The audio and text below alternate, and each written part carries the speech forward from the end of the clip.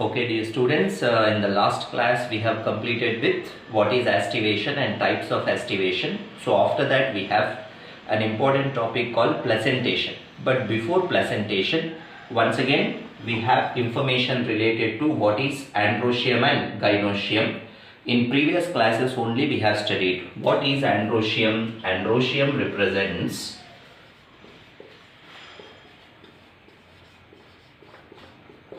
the male reproductive part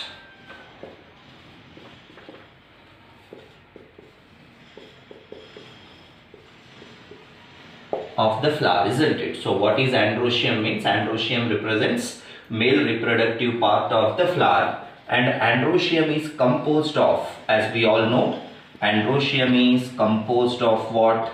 Stamens. Okay, so stamens are nothing but the male reproductive structures, and these male reproductive structures are arranged into a whorl called androecium, so which represents male reproductive part of the flower. So as we have already studied, every stamen is made up of two structures, that is filament and anther. So each stamen is made up of two important structures. A long slender stalk like structure is present. So this long slender stalk like structure is called filament. So at the end of the filament we have a structure called anther. So normally anther is said to be bilobed anther. So otherwise we call it as dithecous anther. So normally in the angiosperms, each anther has how many lobes in it? Two lobes in it. And inside each lobe, once again what is present? These are the two lobes of the anther. So inside each lobe, once again two chambers are present. So this each chamber is called theca. So each lobe of the anther having how many chambers? Two chambers. That's why such anther is called dithecous anther. So with this simple diagram you can understand, in each anther internally how many lobes are present now? How many chambers are present now? Four chambers are present. So each chamber is actually called a pollen sac. Otherwise I can call it as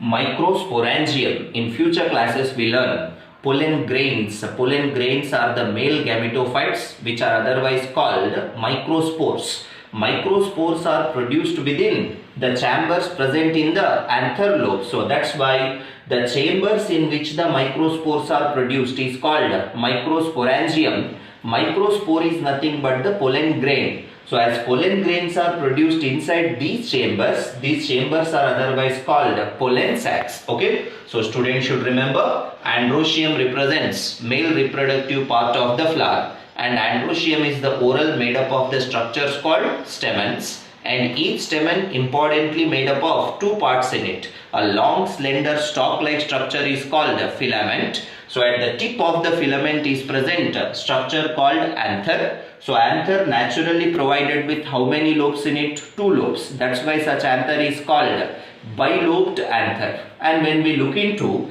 the internal structure, inside each lobe of the anther, once again how many chambers are present? Two chambers are present. Hence we call this as dithecous anther. So that's why in a typical anther, totally how many chambers are present? Four chambers are present. And inside these chambers, what are going to be produced? Pollen grains are going to be produced. As pollen grains are produced inside these chambers, they are called pollen sacs.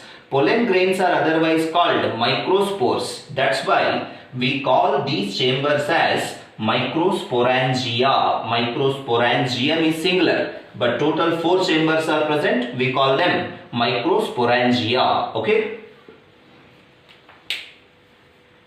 Not present in most of the flowers. Many stamens are present. So whether that stamens are free or like fused, based on that we use the word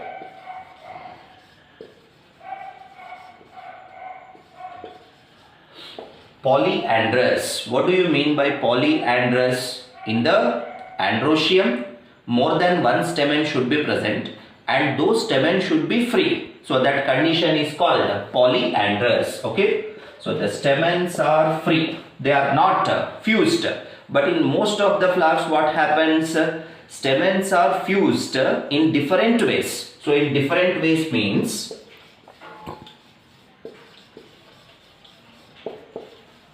see, I have written a condition. When stamens are free, that condition is called polyandrous. But when stamens are fused, once again we use different words like monoadelphous condition. Monoadelphous means all the stamens of the androecium fused to form a single bundle. Understand? So all the stamens must be fused and they are fused to form only one bundle. That condition is called monoadelphous condition. So this is best observed in China rose. So in China rose, all the stamens present in the androecium are fused. They appear like a single bundle. That condition is called monoadelphous condition. And the next possibility, diadelphous condition. Name itself indicates stamens are fused, but to form how many bundles? Two bundles. That condition is called diadelphous condition. Best example we can see it in pea plant. So in pea plant, stamens of the androecium are fused, but they are fused to form how many bundles? Two bundles. Okay. So last possibility,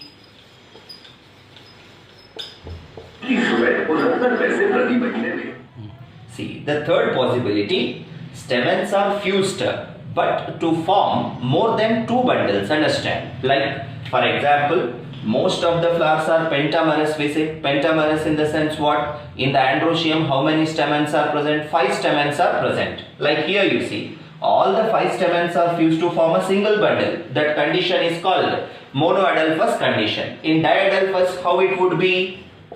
3 stamens fused to form one bundle and remaining 2 stamens fused to form another bundle. But altogether 5 stamens fused to form how many bundles? 2 bundles. Hence that condition is diadelphous condition. Polyadelphous, name itself indicates stamens are fused but they form more than 2 bundles. Hence it is called polyadelphous condition. We can see it in citrus family, like in lemon, orange, etc. So stamens are fused but they form more than 2 bundles. So what is the possibility like this? No, one stamen may be free, remaining 2 stamens fused to form one bundle. So total 5 stamens fused to form more than 2 bundles. Hence this condition is called polyadelphous. So every student should remember, androecium is the whorl made up of what? Stamens. So stamen represents male reproductive structure of the flower. And these stamens, they can be free or fused. When all the stamens of the androecium are free, we call that condition as what? Polyandrous. But in most of the flowers, stamens are fused in different patterns. So based on that, fused condition can be monoadelphous, diadelphous and polyadelphous. I repeat, what is monoadelphous condition? All the stamens present in the androecium are fused to form a single bundle, that is called monoadelphous. When stamens are fused but they form 2 bundles, that is called diadelphous. Stamens fused but form more than 2 bundles, that condition is called polyadelphous. Okay. So one more point students should remember.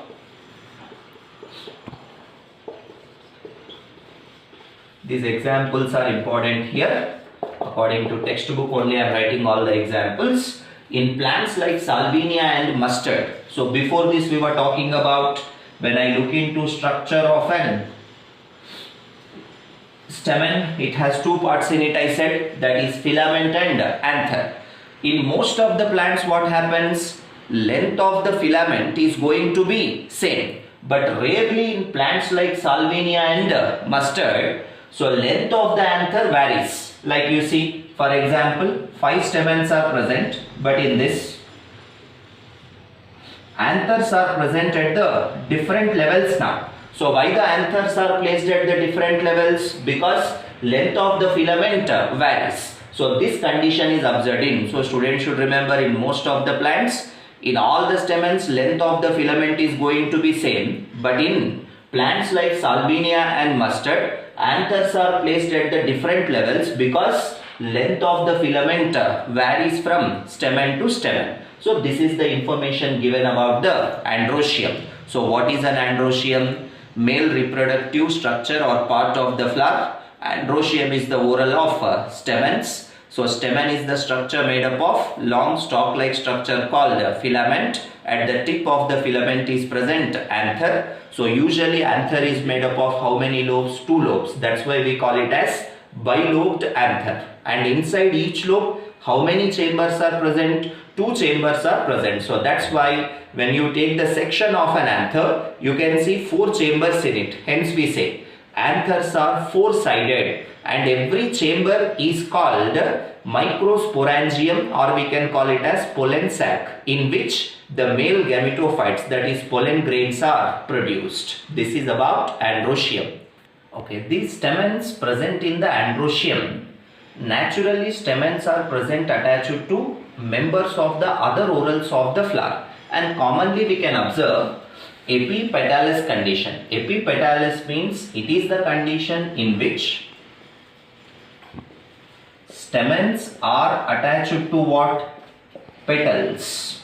So when stamens of the androecium are attached to the petals, and such condition is called epipetalous, or we call that flower as what? Epipetalous flower. So this type of flower is commonly observed in brinjal. Okay, so what is epipetalous condition? The condition in which the stamens are attached to the petals. Such flower is called epipetalous. Best example, brinjal. Okay, so next we use the word epiphyllous. Epiphyllous means it is the condition in which stamens are attached to perianth. Understand? So the condition in which stamens are attached to the perianth, that condition is called epiphyllous. I want to remind, already we have studied what is perianth. Perianth is the structure formed by the fusion of calyx and corolla. You know, calyx is the whorl of sepals, corolla is the whorl of petals. So in such flowers, in some flowers like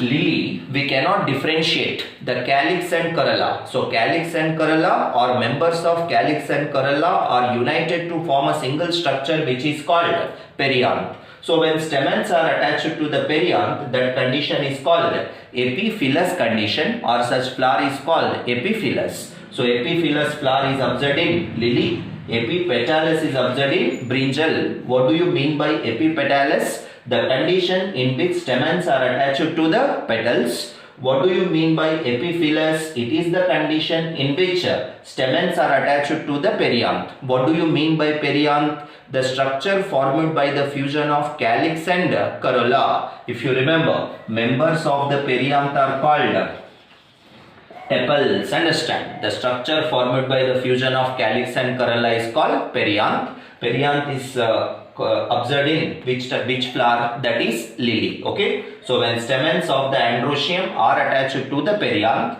that condition of the flower is called epiphyllous. Okay, let us know about gynoecium. So gynoecium represents what? So in a flower, gynoecium represents female reproductive part. So this gynoecium is the whorl which is made up of carpels, otherwise we call them pistils. Okay, so as we have studied, androecium represents male reproductive part of the flower. So similarly, if you ask me what is gynoecium, gynoecium represents female reproductive part of the flower, and it is the whorl which is made up of the structures called carpels, which are otherwise called pistils, and each pistil has 3 parts in it, that is ovary, style and stigma. Okay, so each pistil is made up of 3 parts, namely ovary, style and stigma. So ovary is the basal and swollen part of the pistil is called ovary. So above which is present a slender stalk-like structure which is called style, and above the style is present an important structure called stigma. So stigma acts as the receptive platform of the pollen grain. So simply we can say stigma is connected to the ovary by a slender, long stalk-like structure which is called style. Okay. So importantly, students should remember now the topic is associated with what? Ovary. Okay. So inside the ovary, what are present?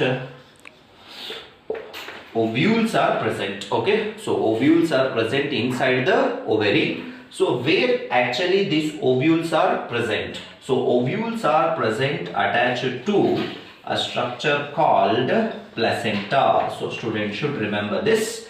So ovary wall is internally lined by a flat cushion-like structure. So ovary wall is lined by a flat cushion-like structure called placenta, to which the ovules are attached. Okay. So like this, in a simple diagram I can show you.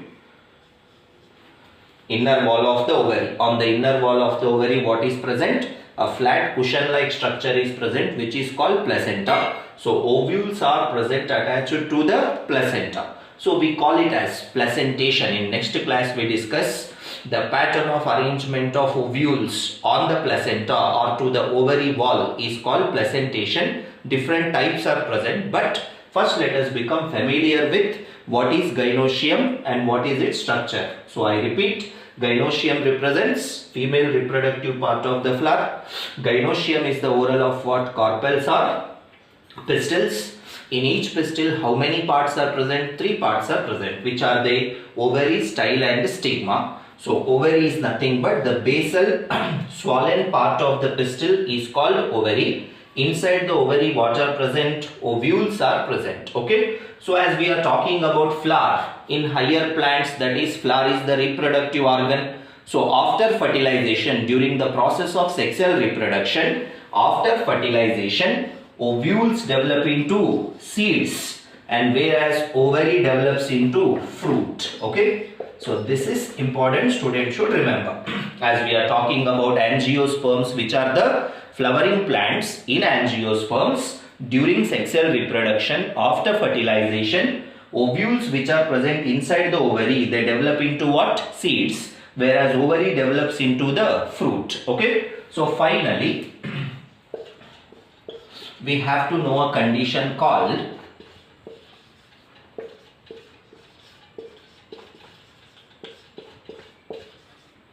like apocarpus and syncarpus condition. Here I was telling you carpels.